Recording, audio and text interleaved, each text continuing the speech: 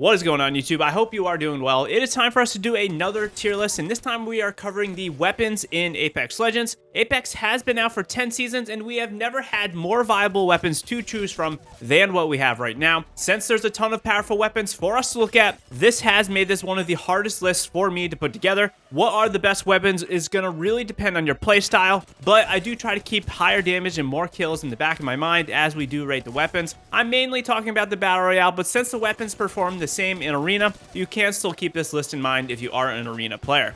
And of course, I am taking in consideration the overall meta of the game, which right now is definitely movement and fast-paced action.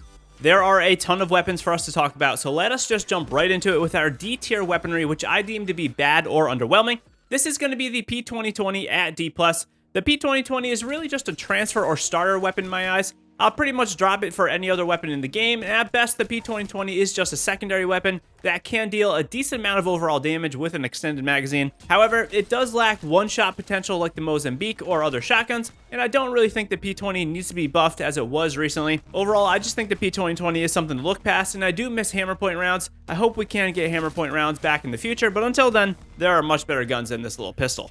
Moving on, we now have the C-tier weapons, which I deem to be guns that are just okay and nothing too crazy to be said about them. I am going to recommend the Mozambique at C. I think for some, this could come as a surprise, but the Mozambique has actually been an okay secondary weapon since it had 6 rounds implemented and the pellet spread was slightly reduced. If you are unaware, you can do a full 45 damage hit to the body at something like 30 to 40 meters away. This combined with a shotgun bullet actually allows it to put out a decent amount of damage. I rate this higher than the P20 because you aren't really supposed to main the beak, and it does have higher one-tap potential than the P20 counterpart. In arenas, I will say I almost always run the Mozambique as my secondary, as it is dirt cheap and you can get a shotgun bullet for pretty cheap. I would definitely give it a try if you are sleeping on the Mozambique as a secondary. The next C-tier weapon is going to be the RE45 at C+.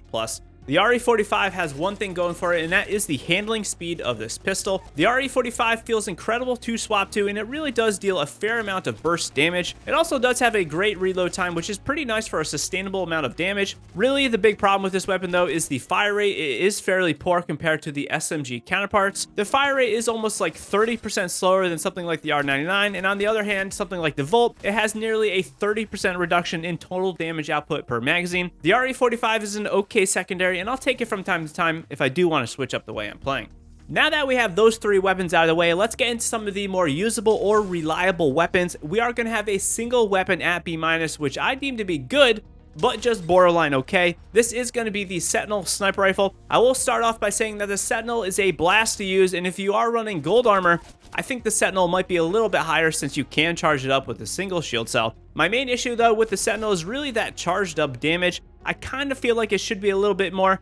That being said though, I've had some pretty good times where playing with this charged up Sentinel does give a very satisfying feeling of a bolt action sniper. All in all though, I do think there are some better sniper options that are a little bit more reliable and a little bit more forgiving. Moving to a straight up B tier, we have a few weapons. Let's start off with the Bocek and the 3030 as they are in the same class of weaponry. For me, the 3030 has had a major bump from the previous season as its bullet velocity was finally buffed. Previously, it felt like you had to lead this thing an absurd amount, but now it feels pretty usable compared to what it once was. I do think it's a good weapon at farming damage, but it isn't really my preferred single shot weapon. I think the charge up time feels a bit odd, and the damage you get up from charging feels pretty low and somewhat insignificant. The second marksman weapon to discuss is the Bocek bow. The Bocek came out in full force in Season 9, and then it quickly saw a nerf. Now I think the Bocek is in an odd spot, and it's almost more of a novelty since it is a bow. The Bocek, again, is pretty similar to the 3030, where it does need to get a charge or a full draw to get the full damage. Although I find it really needs the full draw more than the 3030 does to be fully effective. The Bocek does feel extremely snappy, and it does feel like you can tag enemies very easily. Also, it more or less requires no attachments to be effective, making it a pretty appealing weapon to pick up if you are in the early game. I kind of feel like the Bocek is just a weaker longbow though, and snipers do have a bigger headshot multiplier, giving the longbow the edge in my opinion. The next B tier weapon is going to be the Charged Rifle Sniper. The Charged Rifle is actually my preferred ranked sniper rifle as it is extremely easy to use. The charge rifle is probably one of the best damage farming weapons in the game, as it is very reliable to sustain damage on enemies and even at extreme ranges. I find the charge though is somewhat an ammo eater compared to some of the other snipers like the longbow or the sentinel, and you will shred through ammo pretty quickly. This does make it a little tough to carry at times without a larger bag. I find the charge rifle is still a solid pickup even though the meta isn't favorable of sniper rifles right now because they aren't the biggest playmakers. I just want to take a second and say, if you enjoy this video or if you just want to support me, hit that like button. We also stream on Twitch, so stop over there, and I would love to answer any questions that you might have about Apex Legends. Moving on to our B+ tier of weapons, we are going to start with the final sniper rifle on the list, and this is the longbow. I give the longbow a slight edge to the other snipers on this list because honestly, it is just so good without any attachments, making a very reliable pickup off of spawn. The longbow is extremely more forgiving than the sentinel, and it can shred pretty fast. It's been a long time since the longbow meta of the early days, but I do think the longbow is seeing a small resurgence from some of the bigger content creators that have been highlighting this gun recently. If you haven't used the longbow recently, I would definitely give it a try. I haven't mentioned it yet, but the snipers are fairly low on my list because in general, the meta doesn't favor sniping. If you are a sniper at heart though, and this is the way you play, then these could be ranked higher. It again really depends on your type of play. But of course, I am really thinking about the run and gun mindset, and the longbow I think is the easiest of the bunch to play this way. Let's now look at the first real shotgun of this list, and this is the Peacekeeper. I will start by saying that if you are a crack shot, the Peacekeeper is absolutely a crazy good weapon, but for the majority of players, its damage is just way too low for the skill required to use it effectively. If you can't hit a solid 90 or higher shot with every hit, you might as well just use the Mastiff or the EVA 8. The Peacekeeper saw a pretty big drop on my list from the previous season because I think my excitement over its return to the floor loot was a little overshadowed of how good it actually was. Back in the day, this thing could do something like 160 or more damage to a headshot, and right now, the 110 or so that it does is a far cry from those days.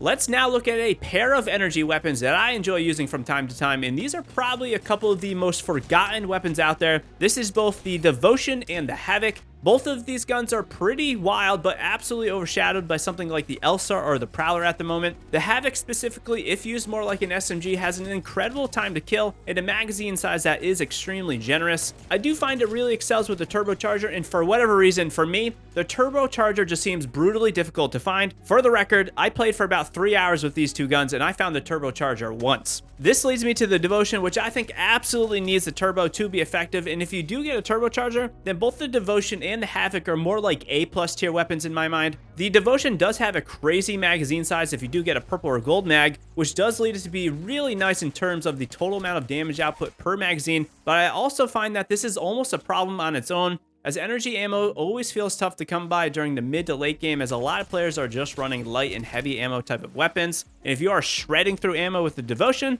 this is going to be a problem. So both of these energy guns for me are B+ without attachments and more like A+ if you can't get that turbo or a few other attachments on the weapon. Let's now move on to the final B tier weapon, which is the Hemlock at B+.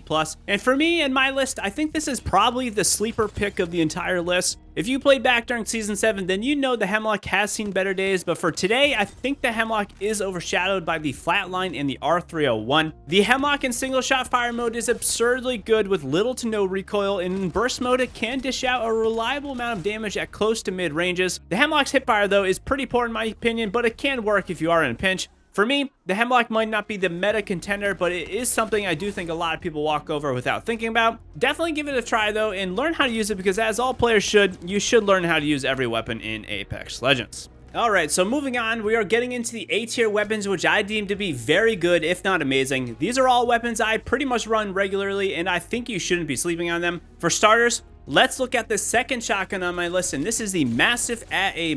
While the aforementioned Peacekeeper saw a drop on my list, the Mastiff actually saw a little bump, and I think it's a good shotgun for a few reasons. For starters, its sustainable damage is very good. It isn't quite as quick in damage as the EVA 8, but the Mastiff has one major difference, and this is the ability to reload a single shot at a time.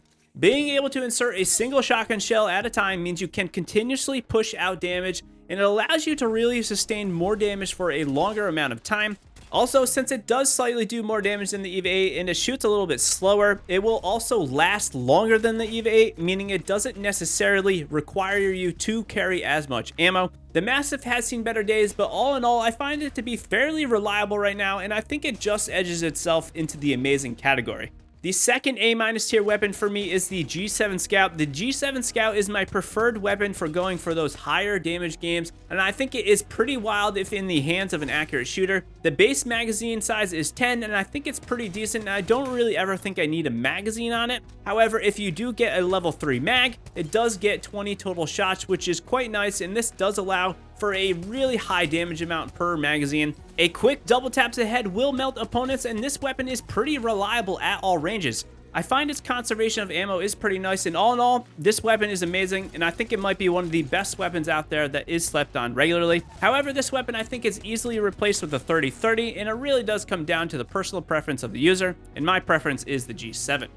Moving on to a straight up A tier, we have a single weapon. This is the brand new Rampage LMG. I personally have been loving this weapon, and I find it extremely strong, and it has an incredible amount of total damage per mag. The charge up ability with a thermite is new and interesting to the point where I really enjoy this mechanic, and it does increase the total DPS by a fair amount. This charge up also allows players that run this to be a little bit more creative with their inventory management. I think it's a great mid-range contender that does lack a little bit in the close range, which for me gives it a little bit of a knock on my list. Since it does shoot a bit slower, it really does give a complete new take on a weapon in the game, and I think its slower fire rate lends itself well to not needing to carry more ammo. All in all, I think it's a great gun, and I think it's going to be a weapon we see being used a bit more than something like the Bocek or the 30-30 when they were incepted into the game.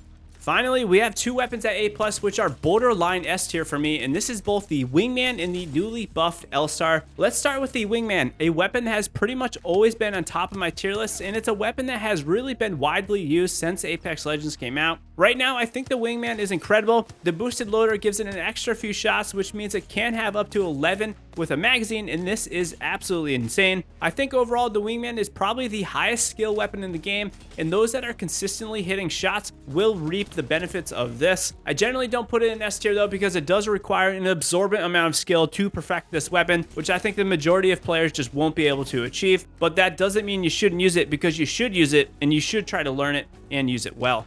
Second to the Wingman is the buffed L-Star. I had a brutally difficult time determining where to put this weapon. For me, I couldn't put it above A tier because it doesn't have that recoil control a few of the weapons above it do have. Plus, it isn't quite as fast killing as some of the SMGs out there. Beyond this though, the magazine size is pretty generous, and for some odd reason, I really like it with a 2 to 4 times. And this weapon, I find I am able to beam with even at long range, and I can control the recoil because it is fairly simple. The L-Star has come a long way since the early care package days of Apex Legends. This weapon right now I think is very good. If you haven't used it yet, you need to use it, because honestly, I feel like the L-Star is everywhere on the ground in the Battle Royale. In addition to this, if you're a Rampart user, then, I mean, this gun becomes even better. Definitely don't sleep on the L-Star. Give it a good try. I think you're going to like it if you do figure out the recoil. It is that time, the best weapons in Apex Legends Season 10. As we said earlier, there are a ton of incredible weapons, and this season it shows by the amount of S tier guns I have in my list. Let's start off with, once again, the EVA 8 shotgun. The EVA 8 had a small fire rate reduction with the bolt, but this was about it. The purple bolt EVA is pretty much the blue bolt from last season, and this wasn't really enough for it to fall from S tier in my opinion.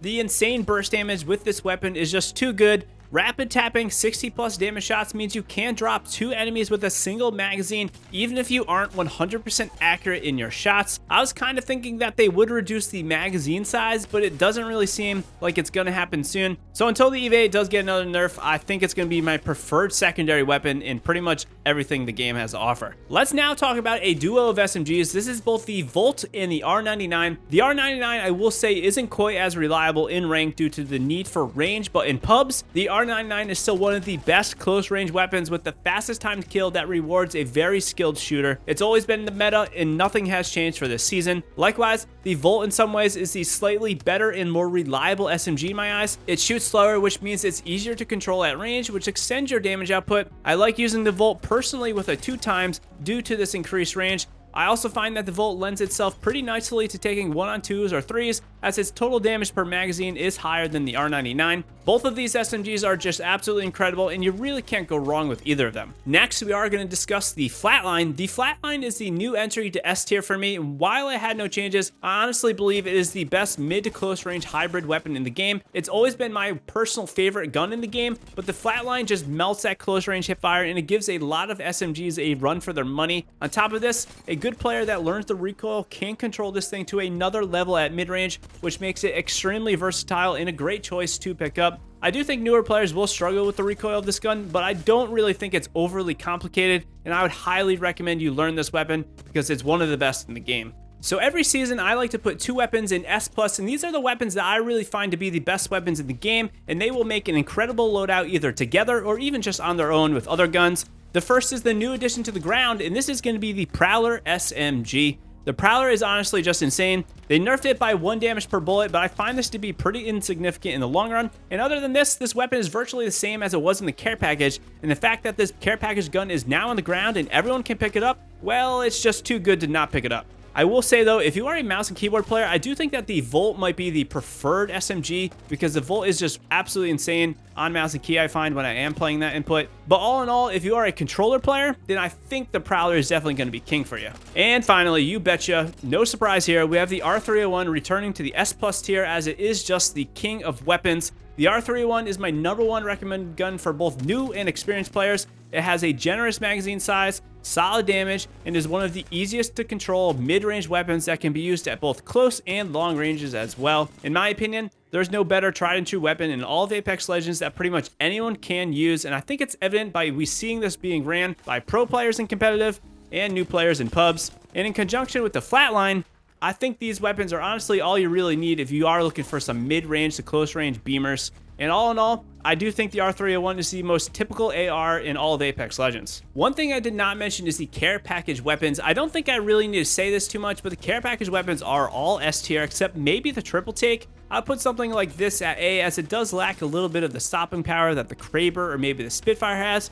And the alternator now has disruptor rounds and it just melts shields so fast, and I do think this is a great choice. And I have honestly missed disruptor rounds being the game. It has been quite a bit of time since we had this. Again, there are so many good weapons in Apex Legends, and I think this might have been the toughest I have had rating the weapons in the game. Let me know down in the comments, what are your go-to weapons? For me, I am absolutely loving the L-Star, I'm loving the Rampage, and of course, I am still loving the R301 to name a few. If you are new to the game and you are wondering what weapons you should pick up to gain some confidence and skill, I would absolutely encourage you to pick up the R301 for a mid-range pickup, the Volt for a close-range SMG that can have a little bit more reliability, and then the longbow sniper rifle if you do want to try out sniping. These I think are the easiest and most useful guns in the game, and I think they are really going to help you cover all ranges till you really get a little bit more skill, and then you could try out something like the R99 or the Prowler or even the Flatline. If you ever need someone to play with, if you're looking to team up with someone that isn't randoms, hop into our community Discord. We just crossed 2,300 or so members over there,